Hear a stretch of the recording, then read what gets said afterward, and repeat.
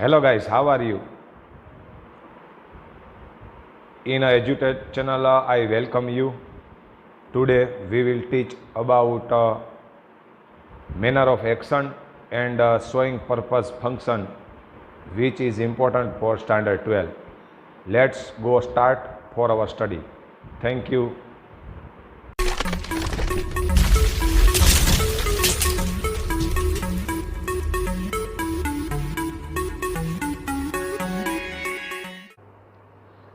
નમસ્કાર મિત્રો, એજ્યુટચ ચેનલના ઓનલાઈન ઇંગ્લિશમાં આપ સૌનું સ્વાગત છે.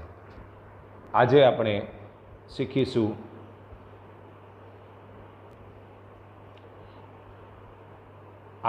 શીખીશું સ્ટાન્ડર્ડ 12 માટેનું એક ફંક્શન જેનું નામ છે શોઈંગ પર્પસ, જે આપ સ્લાઇડમાં જોઈ શકો છો. પર્પસ જેનો મતલબ થાય છે હેતુ, અને શો એટલે બતાવવું.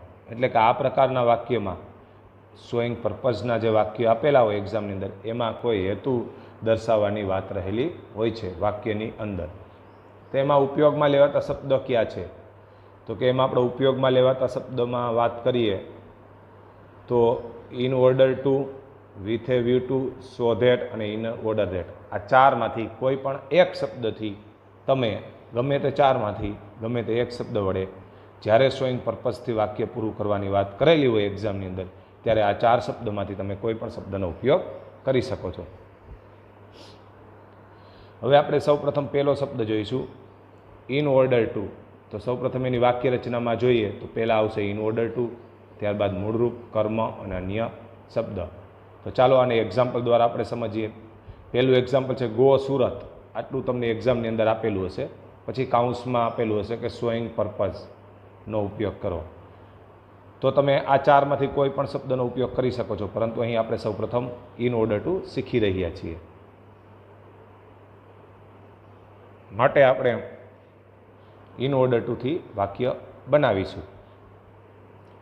તો વાક્ય રચના મુજબ જોઈએ તો પહેલાં ઇન ઓર્ડર ટુ આવે છે, તો અહીં આપણે મૂકેલું છે ઇન ઓર્ડર ટુ.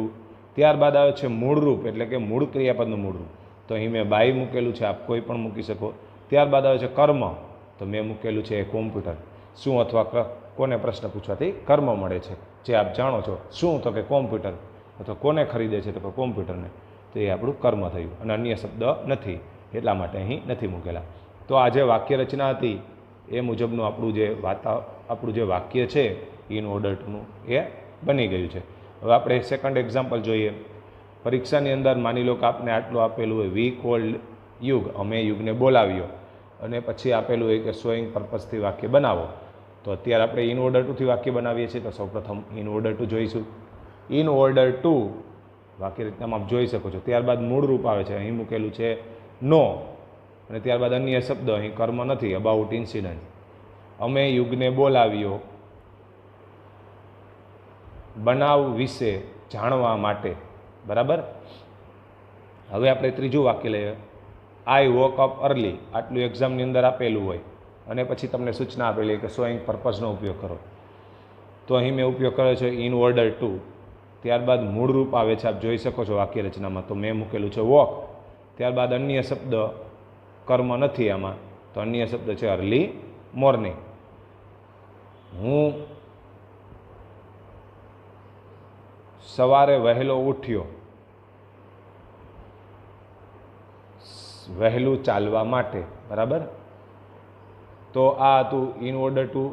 હવે ત્યારબાદ ઇન ઓર્ડર ટુને સમજ્યા બાદ આપણે શોઈંગ પર્પઝની અંદર જ આપણે વિથ એ વ્યૂ ટુ શબ્દ છે એનો ઉપયોગ શું છે એ સમજીશું.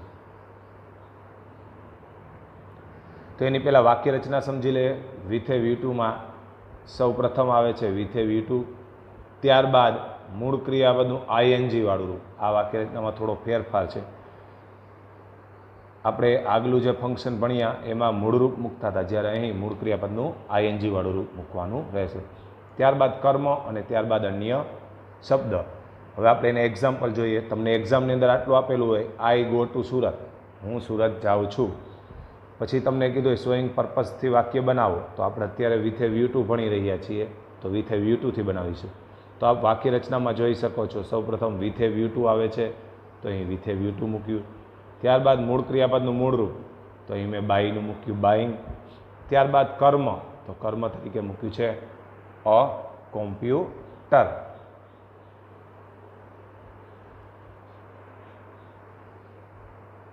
તમે અહીં એમ પણ મૂકી શકો છો I go to Surat with a view to buying a mobile, અથવા with a view to meeting with her, તેણીની સાથે મીટિંગ કરવા માટે. રેડી? પણ મહત્વની વસ્તુ એ છે કે અહીં વિથ એ વ્યૂ ટુ પછી મૂળ ક્રિયાપદનું આઈએનજી વાળું રૂપ આવવું જોઈએ, ત્યારબાદ કર્મ અને ત્યારબાદ અન્ય શબ્દ.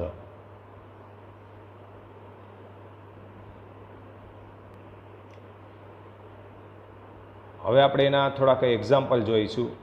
સેકન્ડ એક્ઝામ્પલ જોઈશું આપણે. They went to farm. આટલું વાક્ય તમને એક્ઝામની અંદર આપેલું છે. They went to farm. હવે તમારે શોઈંગ પર્પઝથી વાક્ય બનાવવું છે અને આપણે વિથ એ વ્યૂ ટુ ભણી રહ્યા છીએ, તો વાક્ય રચના સાથે આપણે સરખાવતા જઈએ અને વાક્ય બનાવતા જઈએ. તો પહેલાં આવશે વિથ એ વ્યૂ ટુ, તો અહીં મૂકેલું છે આપણે વિથ એ વ્યૂ ટુ. પછી આવશે મૂળ ક્રિયાપદનું આઈએનજી, તો અહીં મેં મૂકેલું છે ક્રોપિંગ. ત્યારબાદ આવશે કર્મ, તો કર્મ છે ધેયર વીટ, તેઓના ઘઉં. શું? તો કે તેઓના ઘઉં. અન્ય શબ્દ આની અંદર નથી. તેઓ વાડીએ ગયા તેઓના ઘઉં કાપવાના હેતુથી. બરાબર? અહીં તમે બીજું પણ મૂકી શકો છો, કોઈ પણ તમારી બુદ્ધિ કક્ષા અનુસારનું વાક્ય. અહીં મેં માત્ર એક્ઝામ્પલ માટે વાક્ય બનાવ્યું છે. They went to farm with a view two working there, ત્યાં કામ કરવા માટે. બરાબર? હવે શોઈંગ પર્પઝની અંદર આપણે ત્રીજો શબ્દ છે સો ધેટ, જેનો ઉપયોગ સમજીશું. વિદ્યાર્થી મિત્રો, આની પહેલાં એક સો ધેટ આવ્યું હતું. એ સો ધેટ આ રીતનું હતું, સો પછી ધેટ, અને જેમાં ડોટ ડોટ છે ત્યાં આપણે વિશેષણ મૂકતા હતા. એ સો ધેટ હતું એ અન્ય ફંક્શનનું હતું, અને આ સો ધેટ છે એમાં ફેર છે, એ વસ્તુનું ધ્યાન રાખો. અહીં સો ધેટ પછી ડોટ ડોટ નથી, એટલે કે વિશેષણ નથી આવતું. આ સો ધેટનો અર્થ થાય છે જેથી કરીને. બરાબર? અને એ શોઈંગ પર્પઝ માટે વપરાય છે. પેલું સો ધેટ છે એ અન્ય ફંક્શન માટેનું હતું. હવે આપણે એની વાક્ય રચના સમજીએ તો એની વાક્ય રચનાની અંદર સૌ પ્રથમ આવે છે સો ધેટ, ત્યારબાદ કર્તાનું સર્વનામ, પછી મોડેલ એટલે કે કેન અથવા કુડ, ત્યારબાદ મૂળરૂપ અને અન્ય શબ્દો. મોડેલમાં કેન, કુડ અને મે માઇટ પણ મૂકી શકો છો, પણ મોટે ભાગે આપણે કેન કુડ વાપરશું, જેથી કરીને આપણને ઇઝી રહેશે. હવે એના એક્ઝામ્પલ જોઈએ. તમને એક્ઝામની અંદર આટલું આપેલું હશે, રજની રન્સ 10 કિમી. પછી તમને કાઉન્સની અંદર સૂચના આપેલી હશે કે શોઈંગ પર્પઝનો ઉપયોગ કરો. તો હવે આપણે શું કરવાનું છે? તો શોઈંગ પર્પઝ છે અને આપણે સો ધેટ ભણી રહ્યા છીએ, તો આપણે જોઈએ વાક્યમાં સો ધેટ, તો અહીં સો ધેટ મૂક્યું છે. ત્યારબાદ કર્તાનું સર્વનામ, તો અહીં રજની છે, કર્તા છોકરી છે, તો આપણે એનું સર્વનામ મૂક્યું સી. ત્યારબાદ મોડેલ એ કેન મૂક્યું છે. બરાબર? જો અહીં ભૂતકાળ, અહીં રન્સ છે એ મૂળ ક્રિયાપદ છે ને એસ લાગેલો છે, એટલે સાદો વર્તમાન કાળ છે, એટલે કેન મૂક્યું છે. જો અહીંયા આર એન રેન હોત તો અહીં આપણે કુડ મૂકત, કારણ કે ભૂતકાળમાં કેનનું કુડ થાય છે. ત્યારબાદ મૂળરૂપ બાદ અન્ય શબ્દ 5 PSI એક્ઝામ. રેડી? હવે આપણે બીજું ઉદાહરણ લઈએ. આટલું એક્ઝામની અંદર આપેલું હશે ધે વેન્ટ રાજકોટ. પછી આપણે સો ધેટથી બનાવીએ છીએ, તો પહેલાં આવે છે સો ધેટ, ત્યારબાદ કર્તાનું સર્વનામ, તો અહીં કર્તા તરીકે સર્વનામ જ વાપરેલો હતો ધેય, એટલે અહીં ધેયનું ધેય રહેશે, કર્તાનું સર્વનામ કરવું પડશે નહીં. ત્યારબાદ આવશે મોડેલ, તો અહીં જો વેન્ટ, WENT, વેન્ટ એ સાદો ભૂતકાળ દર્શાવે છે, માટે અહીં આપ કેન નહીં મૂકી શકો, પરંતુ કેનનું મૂકવું પડશે કુડ. ત્યારબાદ અન્ય શબ્દ, તો એટેન્ડ એ પાર્ટી છે, અન્ય શબ્દ છે. તો આ તો સો ધેટનો ઉપયોગ શોઈંગ પર્પઝની અંદર. હવે આપણે ચોથો ઉપયોગ શોઈંગ પર્પઝની અંદર ઇન ઓર્ડર ધેટનો ઉપયોગ સમજીશું. જેની વાક્ય રચના લઈએ તો પહેલાં આવશે ઇન ઓર્ડર ધેટ, ત્યારબાદ કર્તાનું સર્વનામ, મોડેલ, મૂળરૂપ અને અન્ય શબ્દો. એક્ઝામની અંદર તમને આટલું આપેલું હશે વેન્ટ ધેર, અને પછી સૂચના હશે શોઈંગ પર્પઝ ફંક્શનનો ઉપયોગ કરો. તો આપણે વાક્ય રચના મુજબ પહેલાં ઇન ઓર્ડર ધેટ આવે છે, ત્યારબાદ કર્તાનું સર્વનામ, અહીં સર્વનામ હતો નહીં અને કર્તા નહોતો, એટલા માટે સર્વનામ તરીકે તમે કોઈ પણ મૂકી શકો છો, વી મૂકી શકો, ધે મૂકી શકો, કારણ કે આગલા વાક્યમાં કર્તા આપેલો નથી. ત્યારબાદ વેન્ટ છે એ ભૂતકાળ દર્શાવે છે, તો કેનનું આપણે કર્યું કુડ, બરાબર, મોડેલનું. ત્યારબાદ આવે છે મૂળરૂપ, તો કમ્પ્લીટ છે મૂળરૂપ છે, કમ્પ્લીટ એટલે પૂર્ણ કરવું. અને ત્યારબાદ અન્ય શબ્દ ધીસ ટાસ્ક, તો આ હતી ઇન ઓર્ડર ધેટની વાક્ય રચના અને એનું એક્ઝામ્પલ. હવે આજે આપણે આજનું બીજું ફંક્શન એક્સપ્રેસિંગ મેનર ઓફ એક્શનનો અભ્યાસ કરીશું. હવે આપણે મેનર ઓફ એક્શન અગાઉ ભણેલા છીએ, પરંતુ એમાં છે આપણે શીખ્યા હતા કે જે વિશેષણ છે એમાં મોટે ભાગે એલવાય અથવા તો સાદું વિશેષણ વાપરીને આપણે મેનર ઓફ એક્શનનો ઉપયોગ શીખ્યા હતા. પરંતુ અહીં આપણે મેનર ઓફ એક્શનમાં બીજા બે શબ્દો કે જેનો મેનર ઓફ એક્શનમાં પણ ઉપયોગ થાય છે, એઝ અને લાઇક, એના વિશે અભ્યાસ કરીશું. તો આમાં આપણે બે શબ્દો છે એનો ઉપયોગ શીખીશું. એની પહેલાં એઝ શીખીએ, એઝ અને લાઇક. એમાં પહેલાં આપણે એઝ શીખીશું, એની વાક્યના પહેલાં એઝ આવશે, પછી બીજો કર્તા આવશે. બીજો કર્તા એટલે હમણાં હું સમજાવીશ કે એનો અર્થ શું છે. પછી ક્રિયાપદ તરીકે ડુ, ડઝ, ડીડ, અથવા પહેલાં જે વાક્યમાં તમને ક્રિયાપદ આપેલું છે એનું એ આવશે. હવે આપણે વાક્ય રચના થોડીક અટપટી છે, તમને નહીં સમજાણી હોય, પરંતુ આપણે ઉદાહરણ સમજીશું એટલે સમજાઈ જશે. હવે આપણે વાક્ય રચનામાં જોઈએ, એક્ઝામ્પલ જોઈએ. તો એક્ઝામની અંદર તમને આટલું આપેલું હશે, રતન લાભ્સ, રતન હસે છે. હવે આપણે પછી તમને સૂચના આપેલી હશે મેનર ઓફ એક્શન, એમાં હવે આપણે એસથી બનાવીએ છીએ. તો મેનર ઓફ એક્શનથી વિદ્યાર્થી મિત્રો ત્રણ રીતે જ બને છે, કાં તો વિશેષણને એલવાય લગાડીને મોટે ભાગે, અથવા તો સાદી વિશેષણ મૂકીને, અથવા એઝ અને લાઇક શબ્દનો ઉપયોગ કરીને.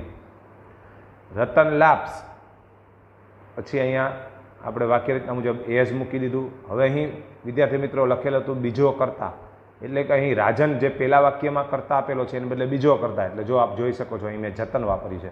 અહીં તમે હી અથવા તો રાજન વાપરી શકશો નહીં. ત્યારબાદ તમે અહીંયા જો પહેલા વાક્યનું ક્રિયાપદ, પહેલા વાક્યમાં મૂળ ક્રિયાપદ લાભ્સ હતું, તો આપણે લાભ્સનું લાભ્સ મૂકી દીધું, અથવા તો ડુ, ડઝ, ડીડ પણ મૂકી શકો છો. પરંતુ અહીં લાભ્સ એસ લાગેલ છે, એ સાદો વર્તમાન કાળ છે, તો સાદા વર્તમાન કાળમાં ડુ અથવા ડઝ બે જ આવે.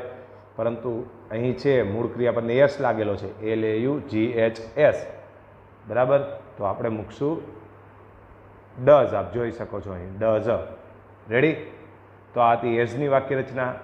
હવે આપણે એઝને સમજ્યા બાદ એક્શન ઓફ મેનરની અંદર જ આપણે લાઇક છે એનો ઉપયોગ અને એની વાક્ય રચના સમજીશું.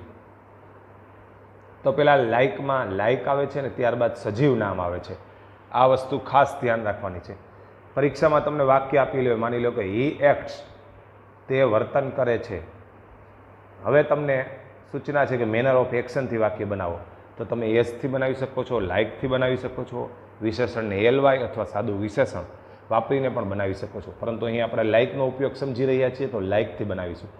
તો વાક્ય રચના મુજબ અહીં લાઇક આવે છે, તો લાઇક મૂકી દીધું. હવે સજીવ નામ એટલે કે શશી કપૂર. જો અહીં તમે આ હી નહીં વાપરેલું, હી છે એટલે કોઈ પુરુષ જ વાપરવો પડશે, બરાબર. પરંતુ એ શું હોવું જોઈએ? સજીવ. હી નહીં વાપરી શકો, પણ હીની જગ્યાએ કોઈ પણ પુરુષ, કારણ કે હી છે એટલા માટે આપણે વાપરીશું પુરુષ. શશી કપૂર એ સજીવ છે, તો આપણે નિયમ મુજબ સજીવ નામ વપરાઈ ગયું, બરાબર. હવે આપણે બીજું ઉદાહરણ જોઈએ. આટલું તમને એક્ઝામની અંદર આપેલું હશે. સી લાફડ, તેણી હસી. હવે આપણે મેનર ઓફ એક્શન અને લાઇકથી વાક્ય બનાવવું છે, તો વાક્ય રચના જોઈએ. પહેલાં આવશે લાઇક, તો આપણે લાઇક મૂકેલું છે.